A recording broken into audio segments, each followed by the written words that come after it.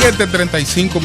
Bueno, había un tercer tema que no lo pude agotar. Más adelante sé que será un tema de debate, que ha sido la ejecución en la dictadura de Corea de el tío de Kim Jong-un, que fue ejecutado en el día de ayer, acusado de alta traición por la dictadura de Corea del Norte. Y entonces era la segunda figura del régimen, 67 años. Está casado con una hermana de Kim Jong-il. Kim Jong-il era el papá de Kim Jong-un. Y el hijo de Kim Il-sung. Es decir, el líder histórico. Kim Jong-un es el nieto de Kim Il-sung. De Kim Il-sung, exacto. El que está gobernando ahora. Que es el que está gobernando ahora, tiene apenas 30 años de edad.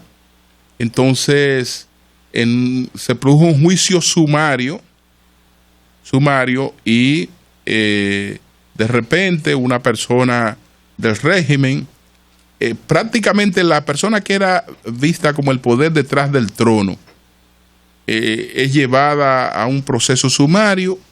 Se decidió la sentencia y pocas horas después estaba ejecutado, acusado de alta traición, de conspirar para desplazar a Kim Jong-un del poder, de mujeriego, de bebedor, de todas las cosas que uno se imagina. Entonces, qué lástima, señores, que en pleno siglo XXI tengamos procedimientos como ese, porque es evidente que en esas circunstancias es una persona que no ha tenido la oportunidad de ejercer sus medios de defensa, ni siquiera sus medios de defensa, porque estamos hablando de un proceso sumario. Usted apresado hoy, está enjuiciado mañana y condenado y ejecutado en la noche. Eso es terrible. Son las 7:37. María Elena Núñez. Gracias, Julio. Buenos días a todos y a todas, a Mauri, Jova, Helen y los demás. Aquí hay una fiesta y a nosotros no nos invitaron. Si usted entra al 32 de Aster y Tricón, al 40 de Wynn, podrá ver el look de Julio y Eury con sombrero. Estamos con sombrerado hoy. Julio no va a querer levantarse y modelar, pero tiene un pantalón con un color bellísimo, sumamente moderno, como un verde que... Mira ese, wow. Está, mira, de pasarela. Y ahora Eury. Vamos para una fiesta rolando la serie. Ustedes van a una fiesta al mediodía y no nos invitaron a nosotros, pero bueno, están bellísimos los dos. Gracias. Y entren a los canales 32 Aster y Tricón, 40 de Wynn, para que disfruten de todo lo que ocurre aquí en la cabina. Hoy, viernes 13, un excelente día de buena suerte. Todo depende de uno. Quiero enfocarme en el artículo que escribió recientemente Jorge Ramos, un destacado, reconocido comunicador de origen mexicano, residente en Estados Unidos y considerado por muchísimas revistas entre los latinos y comunicadores más influyentes, no solamente de Estados Unidos, sino de América Latina. Y digo esto, bueno, primero que creo en la libertad de expresión. Y eso implica que se digan cosas con las que uno no esté de acuerdo. Y qué bueno, y que haya un libre debate. Segundo, nunca es bueno generalizar. Cuando se generaliza, siempre hay sectores que se sienten heridos. Y creo que algo pasó en este artículo. Y tercero, que uno acostumbra, por ejemplo, uno puede criticar a su hermana y a su hermano, pero ahí sí viene otra gente a criticarlo. Uno se siente mal. Entonces uno critica a su familia, hablamos de los dominicanos, pero cuando viene alguien de afuera y nos critica, uno se siente mal. Yo me sentí mal con el artículo de Jorge Ramos, sobre todo en lo referente a las generalizaciones y, por supuesto, en lo referente a los medios de comunicación. Él lo tituló "Come solos y come siempre". Entonces habla de que cuando uno llega, el espectáculo que se ve desde el aire, impresionante, pero que cuando baja, aterriza, es diferente. Y habla de realidades de calles no pavimentadas, es cierto, del desorden urbano, es cierto, Jorge Ramos tiene razón, que 4 de cada 10 dominicanos viven bajo pobreza, es cierto, pero ahí habría que decirle, ¿este es un fenómeno exclusivo de la República Dominicana? No, es una deuda pendiente que hay en toda América Latina. Que mal de muchos no es consuelo de tontos, es cierto, pero no es algo exclusivo, ni mucho peor en la República Dominicana que en otros países del área. Él habla de las categorías de los políticos, aquí habla de los come solos, de los come siempre, hay otras no tan conocidas, dice que apaga estufa, sufre callados, pero bueno, ya de esto se ha hablado mucho y ese come solo fue famoso. Cuando entra en el tema de los medios de comunicación, dice que en los medios de comunicación hay temas de esperanza y temas de preocupación. Y dice, el pastel de la televisión, radio y periódicos está repartido fundamentalmente en 3 grandes grupos corporativos que además de dar noticias, tienen bancos, aseguradoras y otras industrias. Y esto me parece que no es muy saludable para la libertad de expresión. Prefiero los medios de comunicación independientes, sin compromisos empresariales o gubernamentales. ¿Qué pasaría en República Dominicana, por ejemplo, si un reportero descubre lavado de dinero o un acto de corrupción en el banco del dueño de su periódico? Y mi pregunta, ¿los medios de comunicación en los Estados Unidos y en todos los países de América Latina están dedicados solamente a esos grupos empresariales a hacer noticias y logran su rentabilidad solamente con ese servicio de información? ¿O no? Solamente aquí en República Dominicana tenemos empresarios con inversiones en diferentes áreas y con medios de comunicación también. Entonces, si pasamos, por ejemplo, por los canales de televisión, comenzamos por el 2.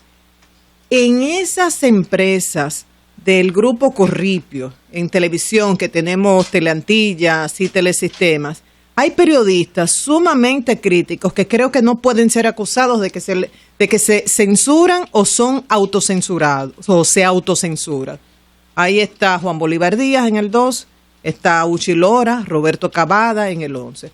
Pero si seguimos más adelante, Antena Latina. Ahí está el informe de Alicia Ortega, que no creo que Alicia acepte censura. Si seguimos más adelante y llegamos al 37, a Cadena de Noticias, que es otro grupo empresarial, nos encontramos ahí a Nuria Piera, acepta críticas Nuria Piera. Él dice que qué pasaría si se descubre un hecho que afecta a uno de los inversionistas. Yo le voy a poner ese caso. Sí, puede afectar el enfoque que le da ese medio a esa noticia. Pero hay que recordarle a Jorge Ramos la diversidad, la cantidad de medios que tenemos aquí en el país. Por ejemplo, en el caso de la cementera, cuando se quería instalar la cementera en área de influencia de los haitises, las informaciones que traía el periódico El Caribe eran a favor de eso, y el ministro de Medio Ambiente de entonces, el doctor Jaime David Fernández Mirabal, estaba a favor, y eso era lo que más se enfocaba. Las opiniones del Ministerio de Medio Ambiente a favor de eso. Eso se le daba prioridad. Pero los lectores en República Dominicana tenían opción de todos los medios de comunicación y finalmente predominó el otro enfoque de que eso no era favorable. Y esa fue la posición que reinó y que triunfó. Y él sigue hablando del enfoque de los empresarios de ganar dinero. Bueno, se va logrando ese objetivo de lograr una empresa rentable y servir con la comunicación. Yo tengo la experiencia de cuando trabajé en Cadena de Noticias, CDN, y que era propiedad en ese entonces del Banco Popular. ¿Y cuál era el lema de nosotros como periodistas? Para lograr un medio rentable y que tenga incidencia, hay que ser objetivo y darle participación a todos los sectores. Y la única manera de defender posiciones justas es cuando tú tienes un medio que tiene incidencia. Jorge, ¿tú ibas a decir algo, Julio? No, por ejemplo, hay cosas que pautan la situación de los medios en todas partes del mundo. Mira, con la crisis que está viviendo hoy el impreso, puede haber algún periódico en el mundo que sea rentable. Puede haber. Yo no lo conozco. Casos aislados de periódicos de medios gratuitos, dedicados básicamente a la publicidad, etcétera. Pero en estos momentos tú puedes indagar la situación de cualquiera de los principales periódicos del mundo. New York Times, eso es pérdida. El País, eso es pérdida. El Washington Post, eso es pérdida. No sé, no hay ningún periódico que sea hoy una empresa rentable. Entonces, cuando tú vas a ver cuáles son los propietarios, cuáles son los dueños de esos medios de comunicación, la situación es la misma en todas partes del mundo. En los medios, esto no es exclusivo de República Dominicana. ¿Quiénes son los dueños de los medios para los que él trabaja? ¿Quiénes son? ¿Quiénes son los dueños de los medios para los que él trabaja? Empresarios que tienen otras áreas de negocios, etcétera. En Estados Unidos hay televisión rentable, pero la rentabilidad no parte de la propia televisión. No es así. Wilkin. Aquí tenemos al colega Wilkin de la Cruz, que quiere hacer alguna precisión sobre el tiempo de este artículo de Jorge Ramos. Adelante, Wilkin. Muy buenos días, don Julio. Muy buenos días a todo el equipo del Sol de la Mañana. En efecto, ese artículo es del año 2003. Inclusive el término apaga-estufa era un término que se le indilgaba a la gestión de Hipólito Mejía de entonces. Y tal como dice Julio ahora, está colgado en el Facebook de Jorge Ramos, y a él comenzaron a criticarle mucho eso, y le colgaron un video de YouTube donde Carmen Aristegui de CNN lo entrevista a él y le hace una serie de preguntas a sí mismo sobre la cadena que él maneja, que él pertenece a Univisión, y preguntándole, haciéndole cuestionamiento de cosas, y él en todo momento evadía las preguntas para no afectar a la empresa a la que él pertenecía. Entonces, solamente quiero aclararle que el artículo no es de ahora, de estos tiempos. Ese artículo tiene unos 10 años rodando y lo escribió durante la gestión de Hipólito Mejía, y de ahí el término apaga estufa, que era a la gestión de Hipólito que se le decía ese mote. Bueno, pero se está destacando gracias, ahora. Wilkin. Muchas gracias. Y de hecho provocó una reacción reciente de Celso Marrancini, claro, y de la madre de Banja Abreu. A otro de los aspectos que él se refiere es la cantidad de dominicanos que deciden emigrar. Y esto no es un fenómeno único de República Dominicana. Nosotros tenemos, por ejemplo, España. O sea, que es un artículo de hace 13 años. 11 años, del 2002. No tengo esa precisión. Pero eso está como raro. ¿Y por qué me lo circular ahora? Porque Celso Marrancini escribió hace 2 días en El Caribe. Yo pensé que era un artículo de ahora. Un artículo muy interesante que escribió Celso Marrancini. Sí, muy bueno. Y Celso le responde. Cuando él habla de los emigrantes, de que muchos dominicanos deciden emigrar, esto no es único acá. También hay que Pero destacar, Jorge es un emigrante. Claro, de México. Que muchos venezolanos han emigrado y están acá. Muchos colombianos han emigrado y viven acá. Muchos cubanos han emigrado y viven acá. Y tenemos acá cerca de 1 millón de haitianos, más o menos. Y un 15% del presupuesto de salud se dedica a la población haitiana que viene, y hasta un 30% en algunos hospitales de la frontera. Entonces no todo es negativo. Celso Marrancini lo titula Jorge Ramos, el otro Colón, y dice, ahora es que viene a descubrir. Entonces quizás lo que nos dice Wilkin, puede ser que esto haya sido escrito hace 10 años y ahora se destaca. Entonces, Celso, ¿qué le dice? Yo escribo, he sido crítico, todo el tiempo escribo en el periódico El Caribe y nunca he sido censurado. Entonces dice también, ¿quiénes son los dueños de los grandes medios en Estados Unidos? ¿Son las ONG o las monjas de la caridad? No, empresarios también. ¿Cuándo ha encarado Ramos a los accionistas de sus medios? Lo toma arriba aquí.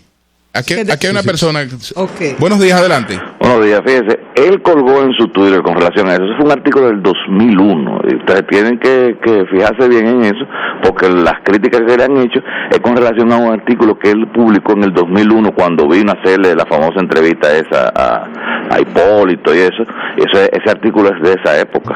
Entonces lo han sacado ahora, pero la gente no, lo que han criticado y lo que han hablado sobre eso, no han reparado en el hecho de que eso fue en el 2001. Entonces tienen que fijarse bien antes de hacer comentarios con relación a eso, que eso no es de ahora. él mismo lo aclaró en su Twitter, Jorge Ramos. Yo tengo aquí el Twitter de Jorge Ramos, es cierto. Que dice que no. No, dice Jorge Ramos en el Twitter, este artículo lo escribí en 2001, come solos y come siempre, y entonces lo pone, claro, él lo puso ahora. Claro. Aunque lo escribió en el 2001, y es verdad que él lo aclara diciendo lo escribí en el 2001. ¿Por qué ponerlo ahora? Bueno, habría que preguntar. Ok, fue que él volvió a publicar el artículo. El mismo artículo ahora, lo que quiere decir que él está pensando lo mismo. Exacto. Si él lo pone ahora, Sí, es que claro. de alguna manera cree que eso tiene validez ahora. Pero muy Pero es buena el mismo, aclaración la de Celso Marrancini, que sí escribió su respuesta ahora. Claro. Y muy buena respuesta también de la señora Beatriz Montero, que le escribió su respuesta hace unos días. Y le dice a Jorge Ramos que por qué no se ocupa de casos de injusticia que se cometen en el país donde él vive ahora, Estados Unidos, como es el caso de su hija, Vanya Abreu, que para muchos profesionales del derecho de Estados Unidos, de España y de otros países, ella es inocente y está pagando una condena de cerca de 8 años en una cárcel en el estado de la Florida. Bueno, Marilena, excúsame, antes de seguir con otro tema, vamos a saludar a Valentín Sánchez. Sí, que está de aquí. el Super-